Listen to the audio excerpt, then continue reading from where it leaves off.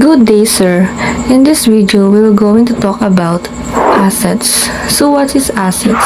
Assets are resource with economic value that an individual, corporation, or country owns or controls with the expectation that it will provide a future benefits. Classification of assets. They are classified as current, fixed, tangible, and intangible. So, ang asset po ay isang ari-arian na nagmamay-ari ng isang business kahit anumang bagay, anumang yaman, konkreto man po o hindi, na maaaring kontrolin ng isang business upang lumaki ng positibong ekonomikang halaga ay may ituturing na asset. Anumang bagay na makaka-help upang mag-generate ng income or maraming pera or maraming sales ang business mo, ito po ay isang produkto, yung machine na makaka-help na nagpo-produce ng mga products mo, yung mga ibebenta mo, yung mga inventory mo or anything na nagsisimbolo na nakaka-help sa pag-improvement ng iyong business. Yun po ay isang asset. Halimbawa, ako isang CEO ng isang skincare brand. So, syempre, ang asset is yung mga binebenta ko. Kasi, yung mga binebenta ko, yun po ay nakaka-help upang mag-generate ng income or maraming pera ang lalapit sa akin. Kasi nga, nagbebenta ako. Yun po ay isang asset, yung product ko. Ano pa ba yung asset ko sa business ko? Well, sinasabi natin kanina, ang asset ay nagmamay-ari ng isang business upang mag-generate ito ng income. Nakaka-help ito upang mag-generate ng income. So, isa yun doon ang machine. Kasi kapag walang machine, hindi natin ma-generate yung products, and alam naman natin na yung machine ay isang nagmamay-ari ng business, kaya isa yun sa assets. Ano pa ba? It is yung mga trucks na ginagamit natin sa transportasyon sa pag-deliver ng ating mga products. Yun ay nakaka-help upang lumago yung business natin. Kasi accessible lang tayo sa pag-deliver sa mga customer, kaya isa yun sa assets. If assets are classified based on their convertibility into cash, assets are classified as current or fixed assets. Current assets, cash and other assets that are expected to be converted to cash within a year. Yung mga expected na mako-convert ng cash within or less than a year. Ito po yung mga bagay na ma-convert natin or ma-own natin into a cash sa less than 1 year. Halimbawa ng current assets, cash equivalents, short-term deposits, accounts receivables, inventory, marketable securities, and office supplies. Next is fixed or non-current assets. Non-current assets are assets that cannot be easily and readily converted into cash and cash equivalents. So, opposite siya ng current assets. Itong fixed assets is pang long-term use siya. Yung sinasabi natin kanina na current assets kasi is less than 1 year. Ito namang fixed assets is those purchased for long-term use and are not likely to be converted quickly into cash, such as land, buildings, and equipment. So, ang long-term talaga siya. Hindi lang siya 1 year, 2 years, 3 years. Pwede siyang pang 10 years, ganun. Mga halimbawa ng non-current assets: land, building, machinery, equipment, patents, and land trademarks. If assets are classified based on their physical existence, assets are classified as either tangible assets or intangible assets. Tangible assets are physically items owned by a company, such as equipment, buildings, and inventory. Tangible assets are the main types of assets that companies use to produce their products and services. Ito yung assets na mahawakan natin, mafe-feel natin at nakikita natin. And lastly, intangible assets. An asset that is not physically in nature. This asset that cannot be touched or seen and not easy to liquidate. Like for example, yung trademarks, copyright, and goodwill. Ito yung hindi natin mahawakan or makikita na assets. Our next topics is the types of assets. Dangerous asset is a piece of property or investment which possess a risk liability to its owner. Liability, nangungulugan na ang may-ari ng dangerous asset ay maaaring kasuhan o matagpo ang legal na mananagot para sa isang taong nasaktan. The term dangerous asset usually applies to a physical asset such as a building, vehicle, or equipment. Dangerous asset ay isang asset na nagdudulot ng banta sa pisikal na kaligtasan ng isang individual. Kaya lumilikha ng potensyal na pananagutan sa may-ari ng asset. Bagamat maaaring mangyari ang mga aksidente sa maraming uri ng mga asset. Ang mga dangerous asset ay nagdudulot ng karagdagang panganib lalo na kung alam ng may-ari ang panganib. Ang resulta ay maaaring isang pinansyal na pagbabayad ng kumpanya kung sila ay idibanda ng individual na nasaktan ng asset. Halimbawa, ang isang kumpanya ay nagpapa-arkila ng bisikleta ngunit ito ay umaalog-alog ang gulong at inuupahan ito sa isang customer ay nilalantad ang sarili sa panganib na ang customer ay maaksidente dulot ng may sira ang bisikleta. Sa pag-aakalang mapapatunayan ang dahilanan na ito, malamang na managot ang kumpanya. Commercial property is a real estate that is used for business activity. Karaniwang tumutukoy ang commercial property sa mga gusali nagtataglay ng mga negosyo, ngunit maaari ding tumutukoy sa lupang ginamit upang kumita. Pati na rin sa malalaking residential rental property, ang pagtatalaga ng isang ari-arian bilang isang commercial na property ay may mga implikasyon sa kung paano ito pinondohan, kung paano ito binubuwisan at kung paano ito inilalapat ng mga batas dito.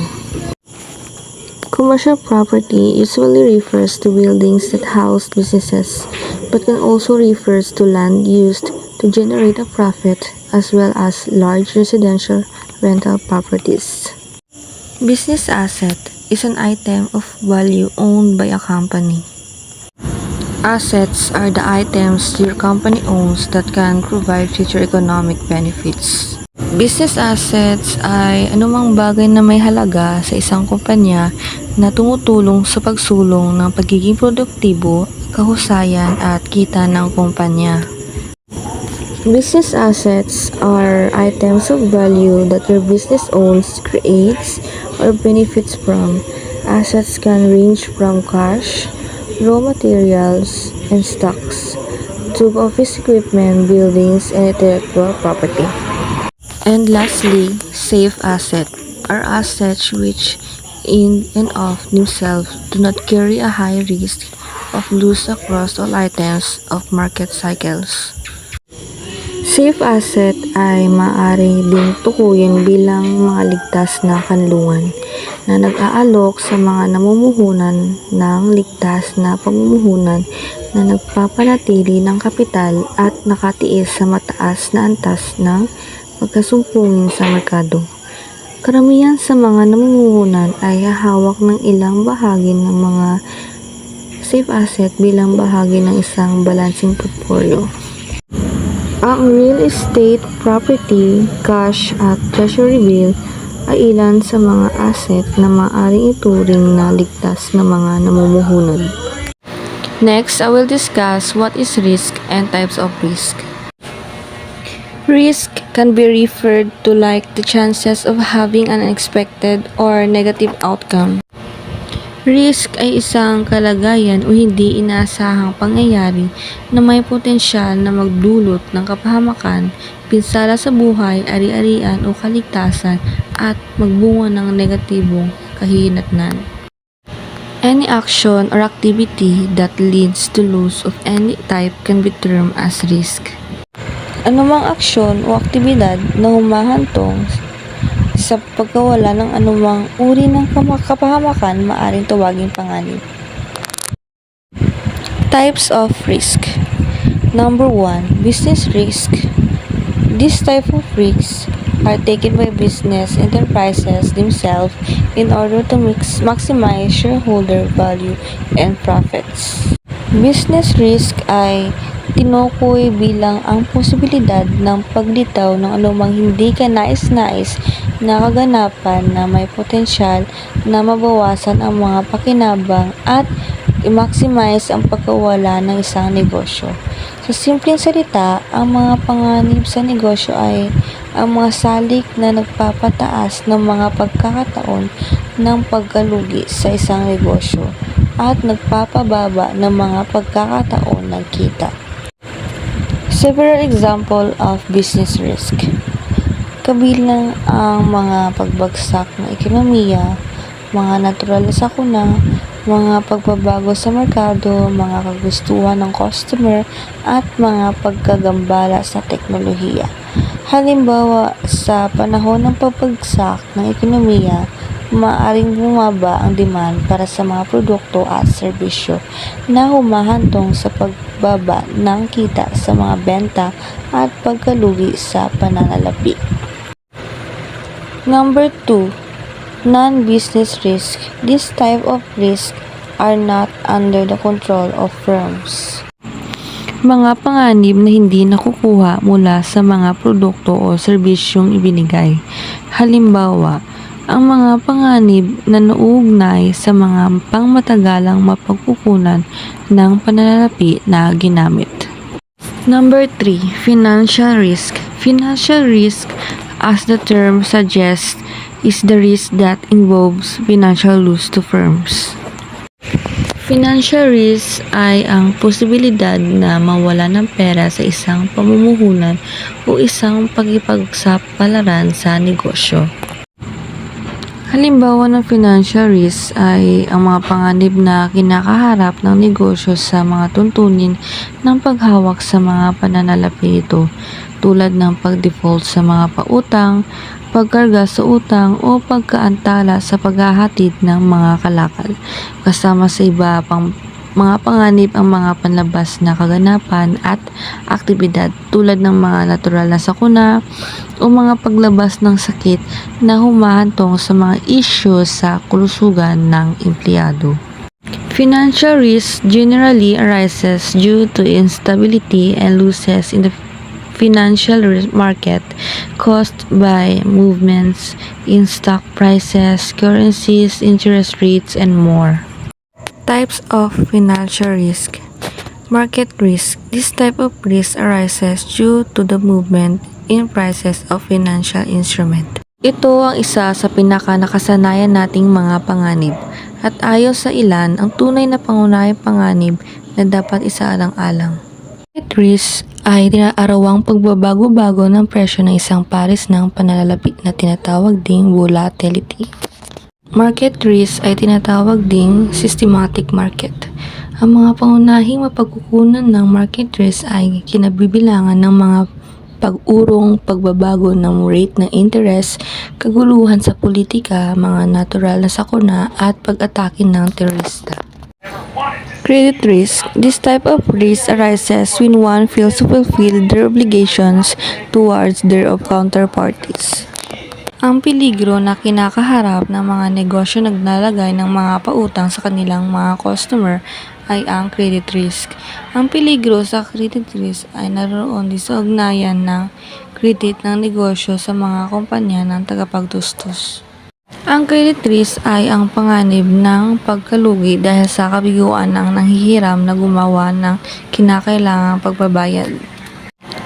Credit risk can be classified into sovereign risk and settlement risk. Sovereign risk usually arises due to difficult foreign exchange policies. Ang sovereign risk o country risk ay ang panganib na ang isang gobyerno ay maaaring hindi mabayaran ang utang nito o iba pang mga obligasyon. Ito rin ang panganib na karaniwang nauugnay sa pamumuhunan sa isang partikular na bansa o pagbibigay ng mga pondo.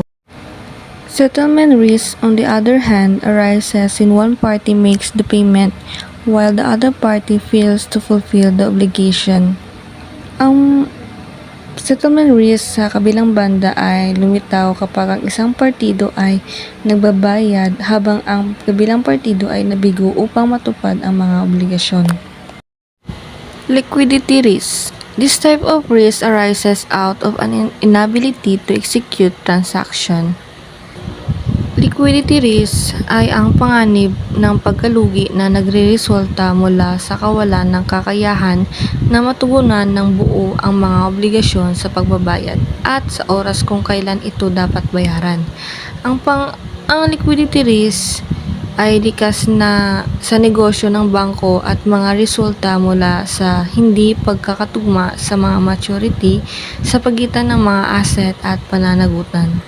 Liquidity risk can be classified into asset liquidity risk and funding liquidity risk. Asset liquidity risk arises either due to insufficient buyers or insufficient sellers against sell orders and buy orders respectively. Ito ay ang kawalan ng kakayahang madaling lumabas sa isang posisyon. Example, maaari tayong nagmamay-ari ng real estate ngunit dahil sa masamang kondisyon ng merkado, maaari lamang itong ibenta kaagad sa presyo ng pagbebenta ng sunog. Funding liquidity risk refers to the risk that a company will not be able to meet its short-term financial obligation when due. In other words, funding liquidity risk is the risk that a company will not be able to settle its currently outstanding bills. Operational risk. This type of risk arises out of operational failures such as mismanagement or technical failure. Operational risk ay panganib ng mga pagkalugi na dulot ng mga depekto o nabigong proseso, patakaran, sistema o kaganapan na nakakagambala sa operasyon ng negosyo. Halimbawa ng operational risk, pag-uugali ng empleyado at pagkakamali ng empleyado, paglabag sa pribadong data na nagreresulta mula sa mga pag-atake ng cyber. Ang mga panganib sa teknolohiya ay nauugnay sa automation, robotics at artificial intelligence. The legal risk. This type of financial risk arises out of legal constraints such as lawsuits. Whenever a company needs to face financial losses out of legal proceedings, it is a legal risk. Ang legal risk ay tumutukoy sa potensyal para sa pagkawala ng reputasyon na nagreresulta mula sa kabiguang sumunod sa mga batas, regulasyon o mga obligasyong kontraktual na namamahala sa mga aktibidad ng negosyo ng isang kumpanya. Ang mga panganib na ito ay nagpapakita sa maraming paraan at maaari mag-iba ng malaki. Depende sa katangian ng negosyo o organisasyon, ang jurisdiksyon na pinapatakbo nito at ang mga naangkop na batas. Mahalagang maunawaan ang mga uri na legal risk upang mabisang pamahalaan ng mga ito.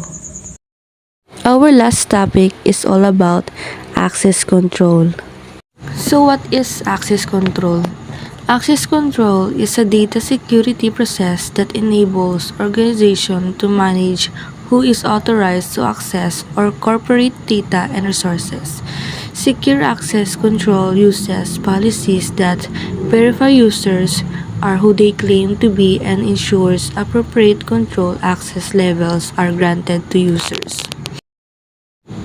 Ang security ang pangunahing dahilan kung bakit Mahalaga ang control access. Ang layunin nito ay protektahan ang isang gusali at mga nakatira dito, data at mga asset nito sa pamamagitan ng pagbabawas ng panganib na hindi otorisadong paghihimasok habang ginagawang maginhawang pag-access para sa mga otorisadong user at mga inaprobahang bisita. Basic access control objectives. Access control programs are instituted to permit or deny entry to or presence in a given place. Pahintulutan o tanggihan ang pagpasok ng presensya sa isang partikular na lugar. Increase or reduce the rate or density of movement to, from, or within a defined place. Taasan o bawasan ang bilis o density ng paggalaw papunta, mula o sa loob ng isang tinukoy na lugar. Protect persons, materials, or information against unauthorized observation or removal. Maprotektahan ang mga tao, materyales, or mga importanteng informations against laban sa unauthorized observation or removal. Prevent injury to people or damage to material. Mapipigilan ang pinsala sa mga tao o pinsala sa material.